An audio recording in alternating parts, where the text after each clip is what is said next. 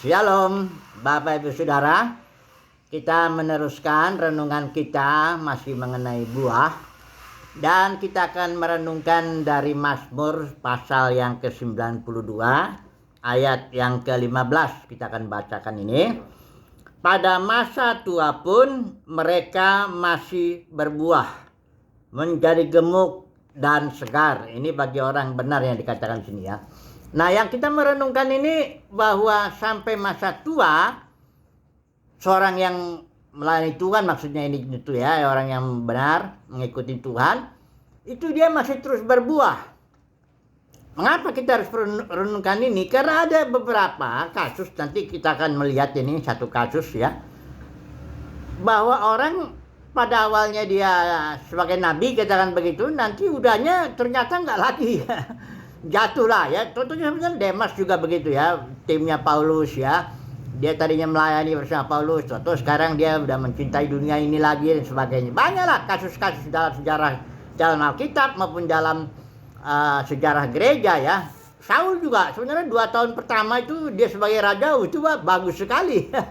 Tapi kemudian setelah 38 tahun kemudian dia kan 40 tahun menjadi raja, dia mulai menyimpang. Nah, jadi ada banyak kasus orang di awalnya bagus, tahu-tahu terjadi penyimpangan di masa tuanya lah, katakan seperti itu ya. Oke lah, coba dulu kita lihat kasus ini. Ada kasus yang bagi saya ini menarik sekali. Kasus di mana seorang nabi disebut nabi tua. Ya, itu ada ceritanya, itu panjang ya, itu ada di satu Raja-Raja 13 itu ya. Nanti sampai kepada 2 raja-raja juga di sini ada apanya kasusnya. Jadi saya cerita aja lah. Ini ceritanya Israel waktu itu Salomo jatuh dalam penyembahan berhala. Israel pecah menjadi 10 suku dipimpin oleh Jerobeam bin Nebat. Yang satu lagi oleh Rehabeam, anaknya Salomo ini ya. Nah, ini Jerobeam bin Nebat karena dia takut kalau orang Israel datang ke Yerusalem untuk beribadah, karena kan harus di tempat yang dipilih Tuhan di Yerusalem. Maka dia bikinlah ibadah baru. Bisa lihat itu, baca di satu Raja-Raja 12 itu, yang ayat 25 ke bawah tuh. Nah, dia bikinlah di anak lembu. Situ satu dibikin ditaruh di kota Dan, satu lagi di kota Betel. Nah, kemudian ada seorang abdi, ini benar-benar nabi nih, ini abdi Elohim dari Yehuda, dari kerajaannya Rehabeam ini, kerajaan selatan, ya.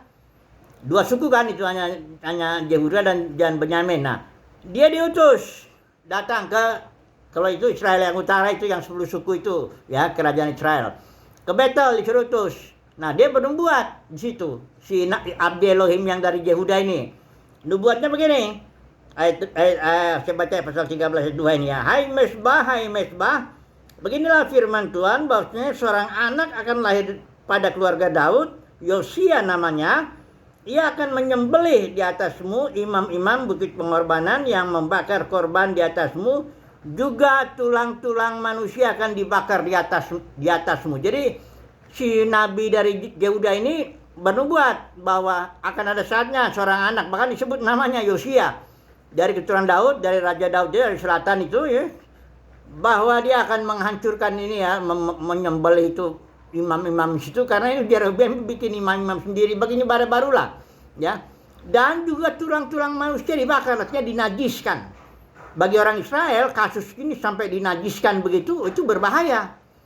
Nah, tiba-tiba ada seorang nabi tua di Betel itu ya, dia dengar nubuat itu. Waduh, berarti dia sendiri, karena dia tadinya sebenarnya begini, istilah tua itu bukan usianya tua, tadinya dia nabi beneran.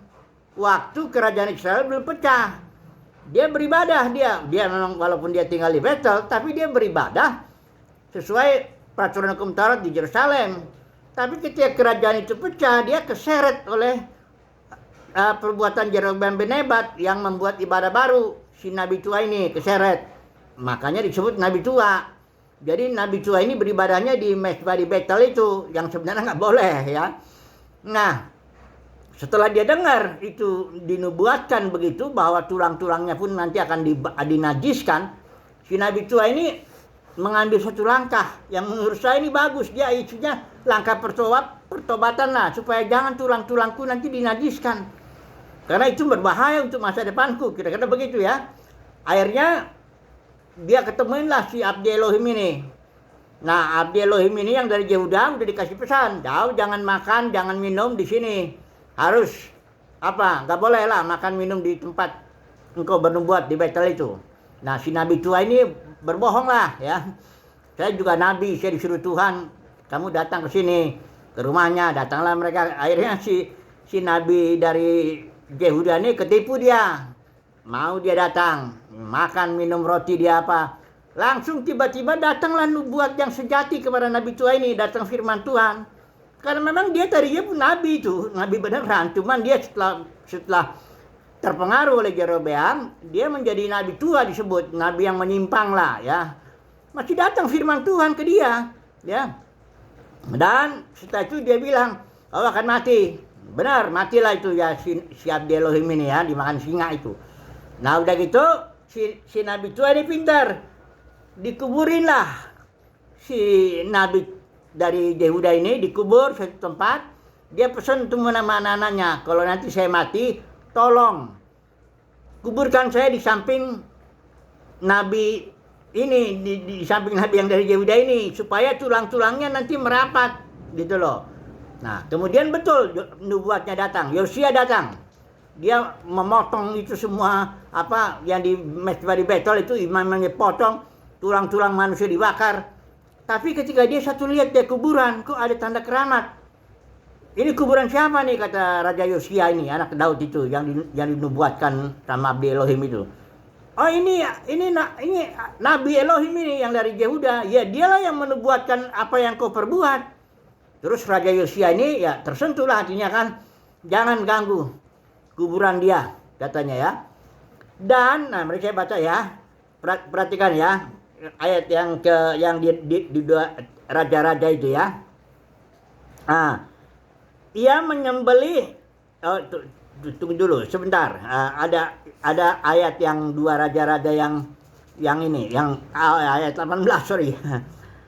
Lalu kata Yosia, biarkanlah itu, janganlah ada orang yang menjamah tulang-tulangnya, tulang-tulang nabi yang dari Yehuda itu, yang dia memberontak kepada Tuhan itu, yang gagal.